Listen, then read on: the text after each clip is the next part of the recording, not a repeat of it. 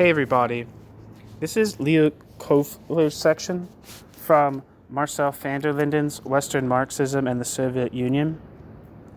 This section is located in Chapter 4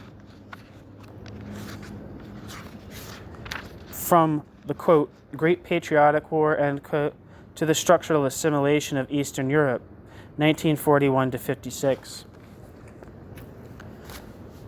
Leo Kofler, there's a piece by, God, what the fuck is his name? Is it Christoph Juncker? Might be his name, I'm not sure about that. But there's a piece about Kofler from the collection of essays of Kofler's put out by the Historical Materialism book series. Yeah, that's on here if you're interested in that. Looking at that, that's probably going to be more detailed than this. But this is a good place to start for our purposes. I didn't read the entire introduction from that piece. I'm interested in Leo Kofler's theories about the Soviet Union and Stalinism, not necessarily about anything else, although I'm sure it's very interesting. But for my purposes, I'm looking at what he had to say about the Soviet Union. Leo Kofler lived from 1907 to 1995. A pupil of the Austro-Marxist Max Adler, who regarded himself a, quote, Marxist socialist who admits to being a member of the Social Democratic Party to which he has belonged since his youth, end quote, had worked from 1947 to 1950 in East Germany and had subsequently shifted to West Germany. After his resettlement, Leo Kofler wrote in quick tempo several pamphlets about Stalinism. In 1951, he published Marxist or Stalinist Marxism, using the pseudonym of Jules Dévérité. In this tract, Kofler polemicized, among other things, against those who claimed a causal connection between the existence of a planned economy and the rise of an all-pervasive bureaucracy. In 1952, Kofler's The Case of Lukács appeared, an essay about the Hungarian philosopher who, in his opinion, was at the same time both the greatest critic and the greatest theoretician of Stalinist, quote, bureaucratism, end quote. Immediately afterwards followed the publication of The Essence and Role of the Stalinist Bureaucracy. In this last-mentioned work, the author, occasionally leaning towards Titoism, attempted to penetrate to the essence of Soviet society. Although Kofler referred, just like the Trotskyists, to the Stalinist bureaucracy as a privileged social layer, which operated within a planned economy largely based on socialist principles, Kofler nevertheless resisted the idea that this bureaucracy was essentially parasitic in nature. The fact that this bureaucracy strove for and defended privileges, after all, explained little. The real question concerned the circumstances which allowed the bureaucracy to acquire so much power, enabling the bureaucracy not just to accumulate privileges, but also to retain those privileges for decades.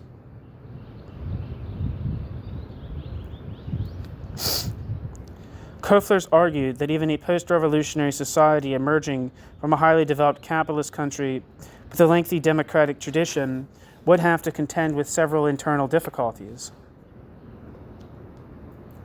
Consistent with Marx's remarks in the Critique of the Gotha Program, 1857, Kofler postulated that in such circumstances, a contradiction would continue to exist between the new mode of production and the surviving old mode of distribution, money, bourgeois justice, as well as bureaucracy.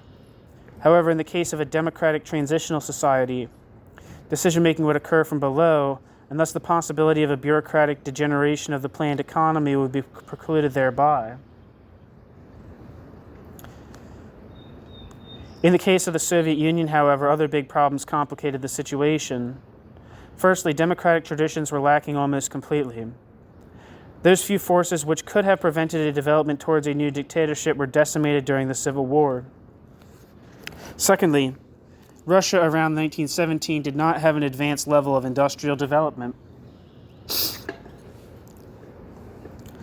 In a highly developed country, accumulation of capital and production of consumer goods grew towards each other, a concept which Kofler does not elaborate further, and accumulation did not occur at the expense of consumption.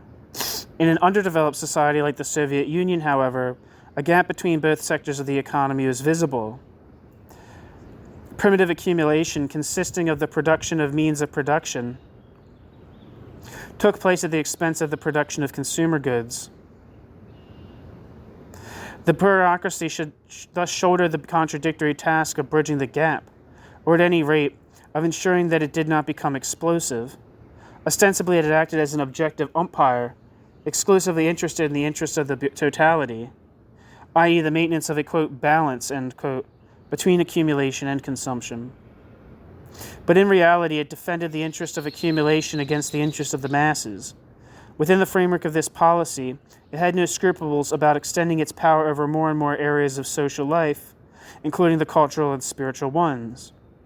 Most remarkable is that the Stalinist bureaucracy, in contrast to the contemporary capitalist one, consisted of people who were, quote, idealistic, end quote, and subjectively self-sacrificing.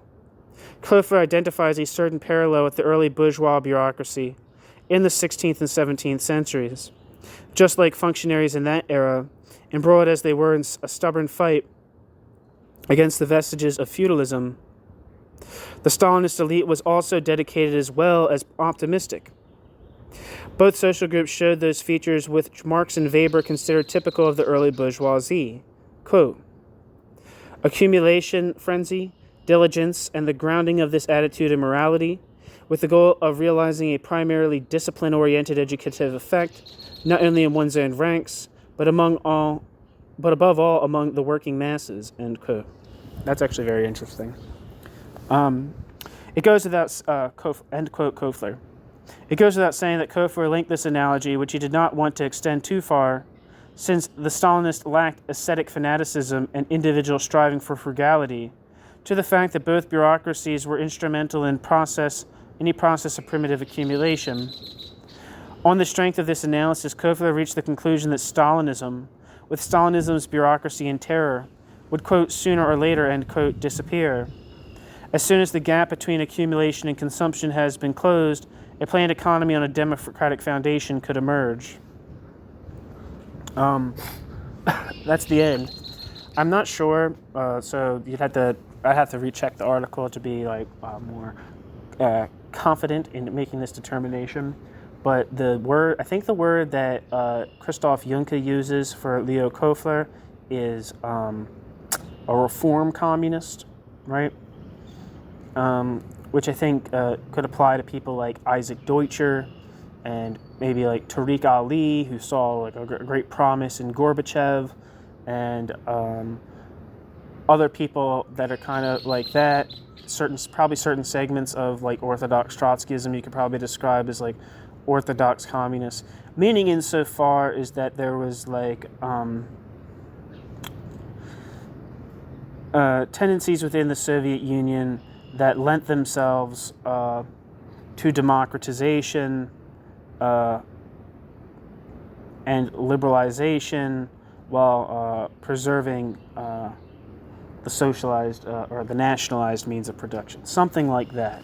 I think that's how Juncker describes Kofler. I think it's kind of something like that. In like, I think he compares his like analysis to that of like Georg Lukács. But again, take everything I just said with a grain of salt. I'm not precisely sure about any of what I just said. So whenever I make a comment, always be like, maybe that's true, maybe it's not, maybe this guy's full of shit.